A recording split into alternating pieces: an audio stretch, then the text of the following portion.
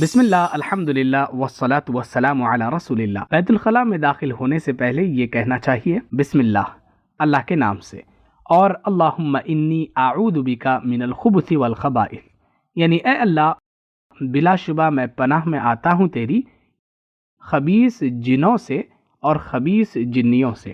چلیے اب لیتے ہیں اس کا لفظی ترجمہ۔ اللہم اے اللہ، انی بلا شبہ بے شک میں، انہو بے شک وہ، انہو انہم انکا انی، ٹھیک ہے، اعوذ میں پناہ میں آتا ہوں، بکا تیری، من سے، الخبث کیا ہے؟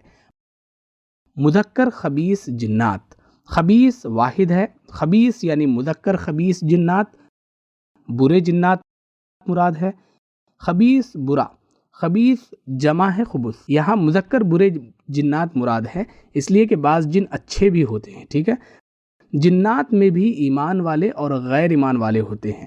والخبائث مؤنث خبیث جنات، خبیثہ مؤنث ہے، خبیث خبیثہ، خبیثہ کی جمع ہے خبائث، تو خبث والخبائث یعنی مذکر خبیث جنات اور مؤنث خبیث جنات۔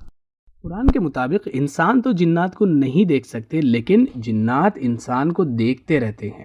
برے یعنی خبیث مذکر اور مؤنث جنات و شیاطین عام طور پر ایسی جگہوں پر رہتے ہیں جو پاک صاف نہیں ہوتی ہے۔ یہ جنات و شیاطین وہاں آنے جانے والوں کو تکلیف پہنچانے کی کوشش کرتے ہیں۔ اگر واش روم اور بیت الخلاء میں داخل ہونے سے پہلے بسم اللہ پڑھ لی جائے تو جنات کے اور ہمارے درمیان ایک پردہ ڈال دیا جاتا ہے، جس کی وجہ سے وہ ہم کو نہیں دیکھ سکتے۔